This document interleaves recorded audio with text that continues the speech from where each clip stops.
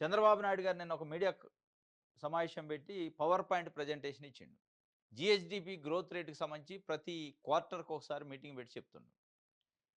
గడిచిన 5 సంవత్సరాల్లో జగన్మోహన్ రెడ్డి ప్రభుత్వం ఉన్నప్పుడు విధ్వంసం చేసింది. ఆ విధ్వంసం తాలూకా మొత్తాన్ని సరి చేస్తాను నేను. ఏపీ బ్రాండ్ దెబ్బతిన్నది. దాన్ని మళ్ళా పునరుద్ధరిస్తున్నా అంటాడు.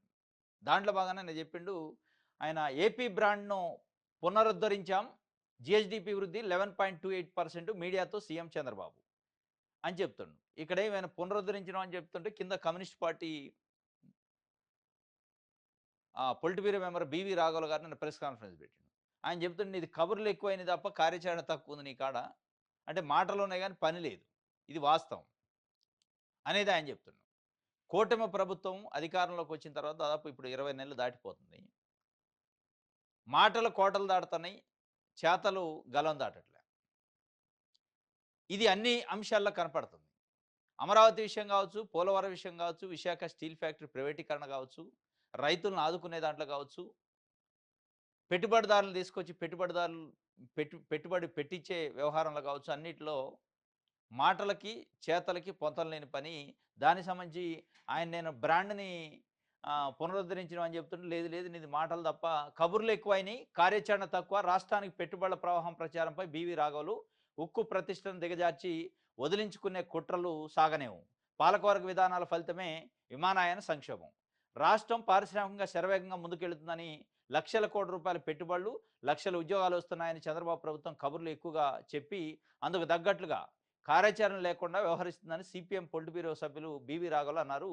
ఆ కబుర్లు ఈనాటివి కావని, సిఐఐ సమితులతో లక్షల కోట్లు వచ్చి పడుతున్నాయని చంద్రబాబు ముఖ్యమంత్రిగా తొలి నుంచి చెబుతున్నవేనని గుర్తు చేశారు. విశాఖలో ఆయన మాట్లాడుతూ చెప్పిండట. గతంలో వేల ఎకరాల భూములు రైతుల నుంచి తీసుకున్న కార్పొరేట్ల వల్ల ఏం ఒరిగిందని ప్రశ్నించారు. ఆ భూముల్లో గడ్డి తుప్పలు మాత్రమే మొలిచాయని, ఏ పరిశ్రమ రాలేదని వివరించారు. భూముల కోసం తప్ప పెట్టుబడుల ఆసక్తి లేదన్నారు. ఐటీ మంత్రి లోకేష్ గడిచిన 17 నెలల్లో 20 లక్షల కోట్ల పెట్టుబడులను ఆకర్షిస్తే ఈ డబ్బంతా ఎక్కడుందని ప్రశ్నించారు. కార్యాచరణ లేకుండా వదలగొట్టడం చంద్రబాబు, పవన్, లోకేష్‌కి అలవాటైందని చెప్పిండు. పెట్టుబడులు ఎక్కడున్నాయి అసలు? 2014, 2024 మధ్యలో కూడా ఇదే 2019 మధ్యలో కూడా ఇదే పద్ధతి చెప్పిండు. బాకా ఊదటం తప్ప, మాటలు చెప్పటం తప్ప చేతలు లేవు. ఇది ఇప్పటిది కాదు.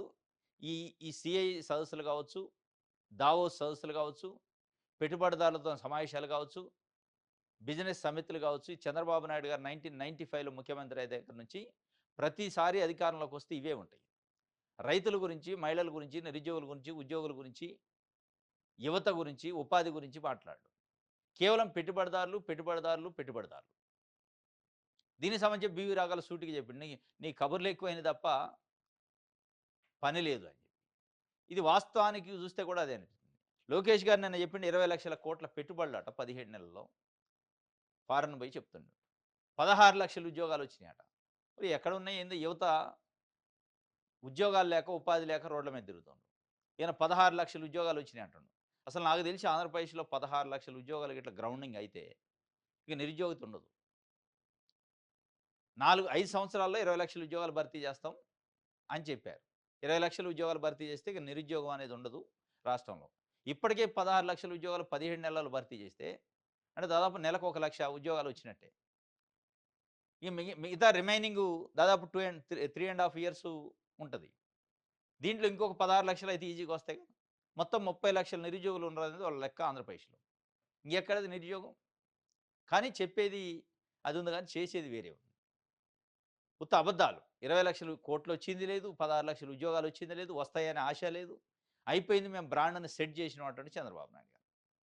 ఇది పేపర్‌లో రాయటానికి, టీవీలో చెప్పుకోవడానికి, మీకు బాకా ఊదే మిమ్మల్ని మోసే పత్రికలు విపరీతంగా చెప్పటానికి తప్ప, మాటలు చెప్పడానికి తప్ప అక్కడ వాస్తవాలు వేరే ఉన్నాయి. ఈరోజు 'ఆంధ్రజ్యోతి' రాసింది చూడండి. 5 ఏళ్లలో 7 లక్షల కోట్ల జీఎస్డీపీ నష్టం, ఏపీని దెబ్బతీసిన వైసీపీ విధ్వంసక పాలన సీఎం చెప్తుండు. విభజన కంటే ఆ పార్టీతోనే ఎక్కువ నష్టపోయాం. పీపీపీల రద్దుతో విద్యుత్ వాడుకోకుండానే 9,000 కోట్లు చెల్లింపైంది. 5 సంవత్సరాలలో జగన్మోహన్ రెడ్డి పరిపాలనలో 7 లక్షల కోట్ల జీఎస్డీపీ నష్టపోయినాం అంటుండు. మొత్తం విధ్వంసం, మొత్తం నష్టపోవటం, మొత్తం విధ్వంసం అన్నాక నిజంగానే మీరు చెప్తున్న 20 లక్షల కోట్ల పెట్టుబడులు ఎట్లొస్తాయి? మీరు ఈ విధ్వంసం పేరుతోనే దావోస్ వెళ్తే ఒక్క రూపాయి రాలట.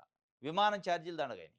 మళ్ళీ నెక్స్ట్ 2026 జనవరి 19 నుంచి 25 వరకు ఏదో పోతున్నారట మళ్ళా దావోస్. లోకేష్ గారు, చంద్రబాబు నాయుడు గారు, టీజీ భరత్, కొంతమంది ఐఏఎస్ ఆఫీసర్లు, సెక్రటరీలు వాళ్ళు.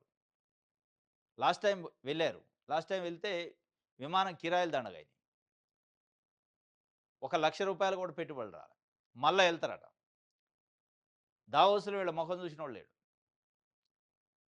ఇప్పుడు మొత్తానికి 20,00,000 కోట్ల పెట్టుబడులు విధ్వంసం అయిన నిజంగానే మీరు మీరు చెప్పే విధ్వంసం కరెక్ట్ అయితే, మీరు చెప్తున్న 7,00,000 కోట్ల జీఎస్‌డీపీ నష్టపోతే, కోలుకోలేని దెబ్బ విభజన కంటే అత్యంత ప్రమాదకరమైన నష్టం జరిగిందని మీరు చెప్తున్నది నిజమైతే, మరి పెట్టుబడిదారులకి ఇదంతా తెలవకొస్తారా? 20,00,000 కోట్లు 16 నెలల్లో, 17 నెలల్లో పెట్టారు. 16,00,000 ఉద్యోగాలు తెచ్చే దానికి చేసినామంటున్నారు. ఇది అబద్ధమా? నిజమా? జగన్మోహన్ రెడ్డి ముఖ్యమంత్రిగా ఉన్నప్పుడు 14,00,000 కోట్ల రూపాయలు అప్పులు చేసిండన్నారు. అవి నిజమా అంటే అసెంబ్లీలో అంకెలలో లేదు. ఈ జీఎస్‌డీ 7,00,000 కోట్ల రూపాయలు నష్టమైందంటున్నారు ఆయన పరిపాలన కాలంలో. మీరు ఎక్కడ బడ్జెట్ పెట్టినప్పుడు గాని, అధికారిక లెక్కల్లో ఎక్కడ చూపియట్లే. కాగ్ రిపోర్ట్స్‌లో ఎక్కడ చెప్పట్ల ఆ మాటలు. మీరు చెప్తున్నారు. పవర్ పాయింట్ ప్రజెంటేషన్ పెట్టి. అంటే చెప్పేదానికి రికార్డులకి తేడా ఉంది. అంటే మీరు తప్ప ఇక ఈ భూమి మీద ఎవడు పని చేయడు అనే పద్ధతిలో చెబుతారు. చేయండి మంచిదే. మీకు నిజంగానే విజన్ ఉంటే అమరావతి ఈరోజు అమరావతి అట్లా ఉండదు. చెట్లు తుప్పలతో. 2019 ముందు అమరావతికి చట్టబద్ధత పార్లమెంట్‌లో కల్పించుంటే, ఈ 3 రాజధానుల ప్రస్తావన రాకపోవు. మళ్ళా మీరు భూసేకరణ, సమీకరణ చేసే ప్రస్తావన రాకపోవు. మీ వైఫల్యంతోనే అమరావతికి గుర్తింపు రాలే. ఇప్పటికి కూడా వచ్చే పరిస్థితి కనపడట్లే ఇంకా. మీ వైఫల్యంతోనే 2014, 19 మధ్యలో మాస్టర్ ప్లాన్ అని ఒకటి తయారు చేసి, ఆ మాస్టర్ ప్లాన్‌కి విశ్వనగరం కావాలంటే 33,000 ఎకరాల భూమి సరిపోద్దని చెప్పినాం. ఆ రోజు 33,000 ఎకరాల భూమికే అసలు ఇంత భూమి ఎందుకు రాజధానికి అని పెద్ద విమర్శలొస్తే, లేదు లేదు నేను విశ్వనగరాన్ని నిర్మిస్తా. నాకు చాలా ముందు చూపుంది. ఇది ఈ ఒక్క రోజుకి అవసరమయ్యేది కాదు. భవిష్యత్తు అవసరాల దృష్ట్యా సేకరిస్తాను, సమీకరిస్తాను అంటది. ఇప్పుడేమంటున్నారు? లేదు లేదు ఆ రోజు మాస్టర్ ప్లాన్ అంత తప్పు. నేను ఆలోచించింది తప్పు. అది సరిపోదు. కేవలం మీరిచ్చిన 33,000 ఎకరాలు మున్సిపాలిటీ అయిద్ది తప్ప విశ్వనగరం కాదు కాబట్టి మళ్ళా ఇవ్వాలి. భూములు రెండో విడత, మూడో విడత భూ సమీకరణ చేస్తాం అంటున్నారు. ఇయన్నీ వైఫల్యాలు కావా మీయి? మీరెక్కడ పునరుద్ధరించేది విధ్వంసం అయిన దాన్ని? విధ్వంసానికి పునాదులేస్తున్నారు. ప్రజల భూముల్ని, ప్రభుత్వ భూముల్ని లాక్కొని పెట్టుబడిదారులకిచ్చి విధ్వంసానికి పునాదులేస్తారు. ఇది జీఎస్‌డీపీలో నష్టం వచ్చిందట 7,00,000 కోట్లు విధ్వంసం నుంచి వికాసం వైపు తీసుకుపోతున్నామని ఆంధ్రజ్యోతి ఒక వార్త రాసింది.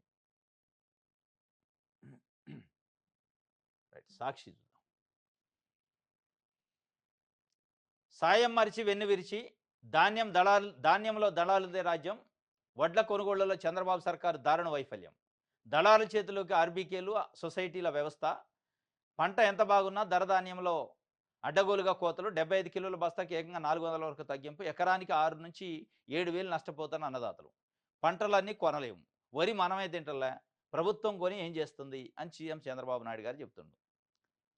పంటలుని అన్నీ కొనలేము. మీరేదో ఒక రకంగా ఆ దళారుల చేతిలో పెట్టడం తప్ప మేము కొనలేము అంటాడు చంద్రబాబు నాయుడు గారు.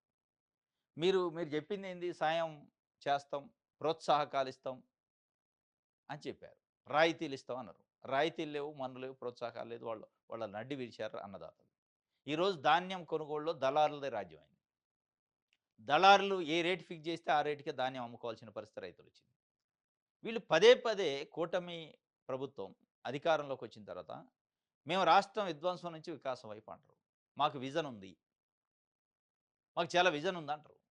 మాకు లైజీనింగ్ ఉంది. కేంద్ర ప్రభుత్వంతో చాలా అద్భుతమైన సంబంధాలు ఉన్నాయి అంటారు. కేంద్రం చాలా అద్భుతమైన, అమోఘమైన సహకారం అందిస్తుందంటారు. మరి ఈ సహకారం విషయంలో పొగాకు రైతులకో, మిర్చి రైతులకో, మామిడి రైతులకో, పత్తి రైతులకో ఎందుకు ఆ సహకారాన్ని మీరు అక్కడి నుంచి వచ్చే సహకారం అందించట్లే? మరి మీకిస్తున్న సహకారం కేవలం మీ పదవులకో, మీకున్న కాంట్రాక్ట్‌లో ఆ లబ్ధి కోసం ఇస్తున్నారా? నిజంగానే రాష్ట్రం ప్రజల కోసం ఇస్తున్నారా? అనేది ఈరోజు ప్రజల్లో చర్చ. అరే పండించిన ధాన్యం ఆరుగాలం కష్టపడి రైతులు పండించిన ధాన్యాన్ని ఇంత పెద్ద వ్యవస్థ, ఇంత పెద్ద విజనరీ ప్రభుత్వం ఉన్నాక కొనలేని పరిస్థితే. మీరేం చేస్తారు?